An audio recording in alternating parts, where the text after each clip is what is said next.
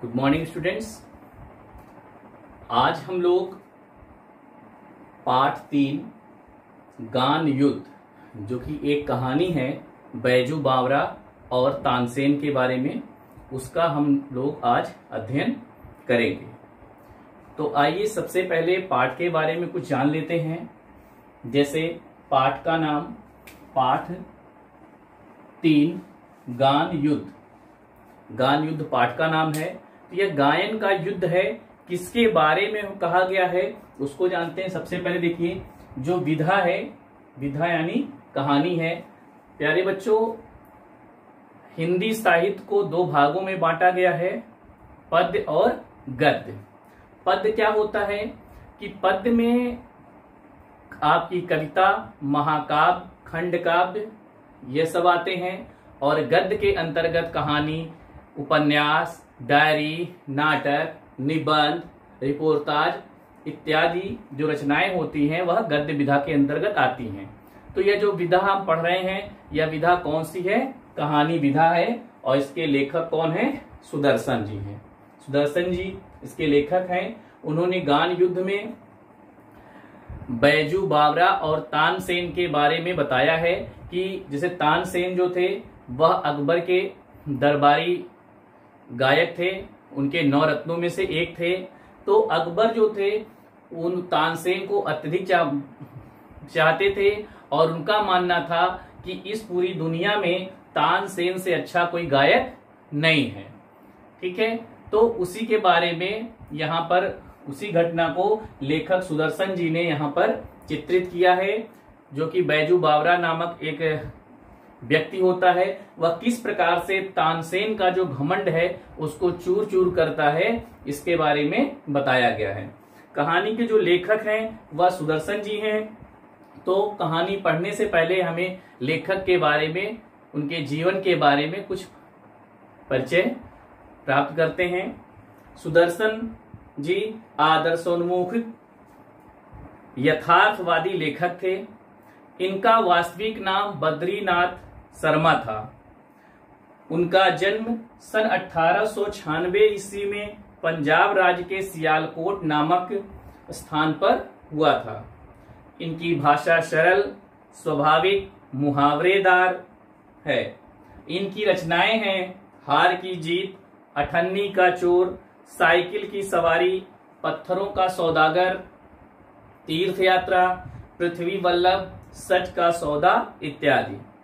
इनका निधन सन 1967 ईस्वी में हुआ। यह तो लेखक का सामान्य जीवन परिचय था। आइए अब हम लोग पाठ को समझते हैं कि पाठ में क्या कहा गया है। उससे पहले हम इस पाठ के पढ़ने से पहले उद्देश्य जानना चाहेंगे कि आखिर इस पाठ को पढ़ने का क्या उद्देश्य है। प्यारे बच्चों, हम लोग कुछ भी पढ़ते हैं, लिखते हैं, उसका कोई न कोई एक उद्देश्य होता है। तो यहाँ पर हम लोग देखते हैं उद्देश्य क्या है।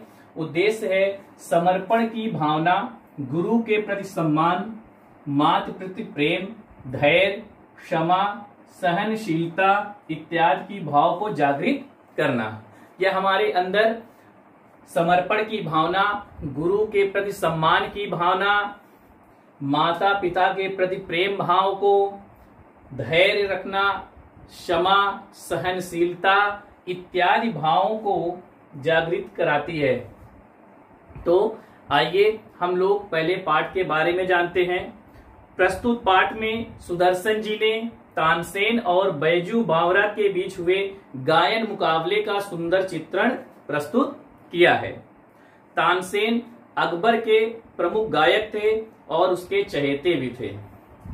उनके अभिमान को बैजू बावरा ने न केवल तोड़ा, अपितु गायकों के आगरा की सीमाओं में प्रवेश करने पर लगी रोक को भी हटवा दिया।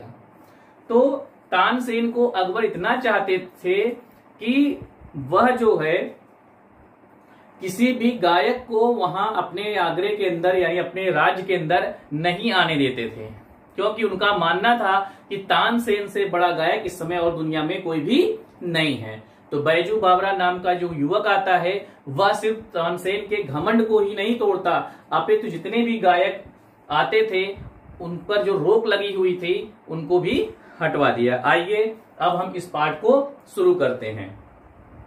सवेरे का समय था।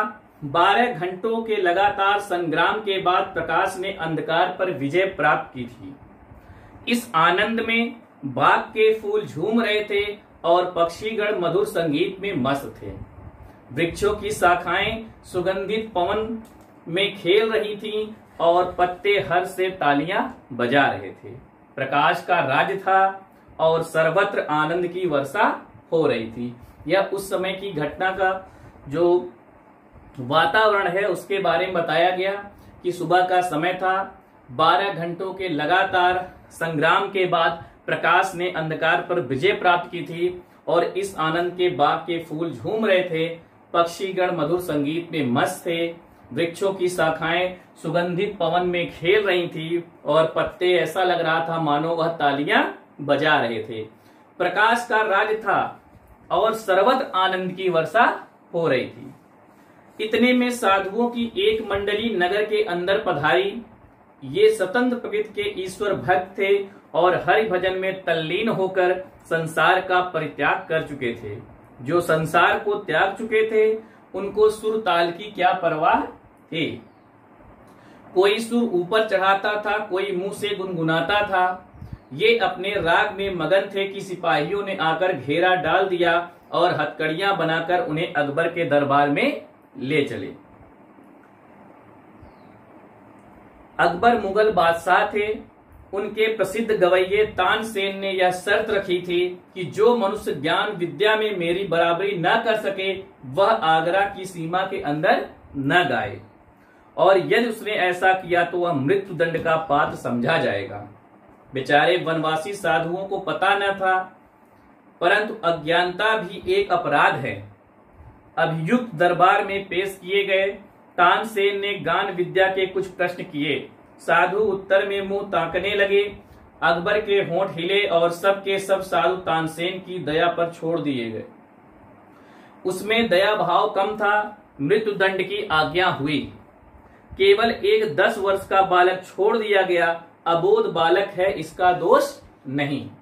तो होता क्या है कि जितने भी साधु वहां पे आते हैं वह गुनगुना रहे थे। तभी वहां पर जो वहां के सिपाही थे अकबर के, वह सब आते हैं, उनको घेर लेते हैं और उनको हथकड़ियों में जकड़कर राज दरबार में पेश किया जाता है। और कहा जाता है जो उनके तानसेन थे, जो उनके तानसेन यानी गायक थे अकबर के, उन्होंने कहा कि जो मेरी बराबरी नहीं कर सकता है उसे आगरा की सीमा के अंदर गाने का कोई भी अधिकार नहीं है। तो इस पर तानसेन ने उन साधुओं से कुछ प्रश्न किए। बेचारे उस साधुओं को कुछ पता नहीं था, बेचारे वह मुंह ताकते रह गए। इस पर अकबर ने मुंह सिल रखा था, अर्थात वह कुछ भी बोलना नहीं चाहते थे और उन्होंने अपने गायक जो तानसेन था उस पर छोड़ दिया कि जो कुछ फैसला करोगे तुम करोगे। इस पर तानसेन ने सबको मृत्यु दंड की सजा सुनाई। केवल एक 13 वर्ष का बालक था जिसको सजा नहीं सुनाई गई क्योंकि वह एक अबोध बालक था, इसलिए उसको छोड़ दिया गया, क्योंकि उनका मानना था इसका कोई भी दोष नहीं है। अब होता क्या है आगे देखिए। बालक रोता हुआ आगरा के बाजारों से निकला और सिर पीटता हुआ जंगल में जाकर अपनी कुटिया में लेटकर तड़पने लगा। अब कौन मुझे प्यार करेगा और कौन मुझे भक्ति का मार्ग बताएगा। मेरे बाबा को छीन लिया और मुझे इस अथाह संसार में अनाथ बनाकर छोड़ दिया। अब मेरा कौन पालन पोषण करेगा और घोर संकटों से रक्षा कौन करेगा। इन्हीं विचारों में डूबा हुआ बालक देर तक रोता रहा। इतने में खड़ाऊ पहने हुए, हाथ में माला लिए हुए, राम राम जपते बाबा शंकरानंद कुटिया के अंदर आए और कहने लगे, बैजू बेटा अशांत मत हो। बैजू घबरा कर उठा और महात्मा के चरणों से लिपट गया। बिलक बिलक कर रोते हुए बैजू ने कहा, महाराज मेरे साथ अनर्थ हुआ है, मुझ पर वज्र गिरा है। शंकरानंद बोले, शांति शांति। बैजू रोते हुए बोला, महाराज तानसेन ने मुझे तबाह कर दिया। शंकरानंद ने कहा, शांति शांति। बैजू ने चरणों से लिपटकर कहा, गुरुवर शांति जा चुकी है, अब मुझे प्रतिहिंसा की इच्छा है, प्रतिकार की आकांक्षा है। शंकरानंद ने बैजू को उठाकर हृदय से लगाया और कहा, तुझे वह शस्त्र दूंगा जिससे तू अपने पिता की मृत्यु का बदला ले सके। बैजू उछल पड़ा और बोला, कहाँ है वह शस्त्र? बैजू ने कहा, मैं इस समय गुस्से से पागल हो रहा हूं। 12 वर्ष क्या मैं जीवन भर विपत्तियों को उठाऊंगा, कष्ट सहूंगा, भक्ति करूंगा, तप करूंगा, परंतु वह शस्त्र अवश्य लूंगा जिससे प्रतिहिंसा की अग्नि शांति हो जाए। क्या 12 वर्ष के बाद वह मिल जाएगा? शंकरानंद ने कहा, हाँ। तो इस प्रकार के से जब उनके जो जो शंकरानंद थे वह आते हैं और कहते हैं कि मैं तुम्हें वह शस्त्र दूंगा जिससे तू अपने पिता की मृत्यु का बदला ले सकेगा। तो लेकिन वह 12 वर्ष के बाद, तब वह बालक कहता है, 12 वर्ष क्या मैं जीवन भर तपस्या करूंगा, तप करूंगा, लेकिन मुझे वह शस्त्र चाहिए। बैजू झुक गया, आप साक्षात ईश्वर हैं, आपका उपकार आजन्म नहीं भूलूंगा। इस घटना को 12 वर्ष बीत गए, जगत में बहुत से परिवर्तन हो गए, कई बस्तियां उजड़ गईं, वन बस गए, बूढ़े मर गए, नए लोग पैदा हो गए। जो तरुण थे उनके केश श्वेत हो गए। बैजू बावरा तरुण हो चुका था, गान विद्या में दिन पर दिन आगे बढ़ रहा था, उसके स्वर में जादू था और तान में एक आश्चर्यमयी मोहिनी आ गई थी। गाता था तो पत्थर तक पिघल जाते और पक्षी मुक्त हो जाते थे। एक दिन शंकरानंद ने हंसकर कहा, मेरे पास जो कुछ था तुझे दे डाला। बैजू, तू पूर्ण गंधर्व हो गया है, अब मेरे पास कुछ नहीं है, अब तुम्हें एक गुरु दक्षिणा देनी होगी। बैजू हाथ जोड़कर बोला, गुरुवर, आपका उपकार जन्म भर सिर से न उतरेगा, आज्ञा करें। शंकरानंद बोले, प्रतिज्ञा करो। बैजू ने बिना सोचे विचारे कह दिया, प्रतिज्ञा करता हूं कि शंकरानंद ने वाक को पूरा किया, इस राग विद्या से किसी को हानि नहीं पहुंचाऊंगा। बैजू का रक्त सूख गया, पैर लड़खड़ाने लगे, 12 वर्ष की परिश्रम पर पानी फिर गया। बदले के लिए छुरी हाथ में आई तो गुरु ने प्रतिज्ञा लेकर कुंद कर दी। बैजू ने होंठ काटे, दांत पीसे, वह खून का घूंट पीकर रह गया, मगर गुरु के सामने उसके मुंह से एक शब्द भी न निकला। होता क्या है कि जब वह पूरा सभी विद्याएं सीख जाता है गायन की, तो 12 वर्ष के पश्चात गुरु ने कहा कि अभी क्या है कि मुझे जो है तुम गुरु दक्षिणा दो। उन्होंने कहा, जो कहिए मैं वह सब कुछ दे दूंगा। उन्होंने कहा, प्रतिज्ञा करो। उसने प्रतिज्ञा की और कहा, यह प्रतिज्ञा करो कि मैं जीवन भर किसी को हानि नहीं पहुंचाऊंगा, इस राग विद्या से किसी को हानि नहीं पहुंचाऊंगा।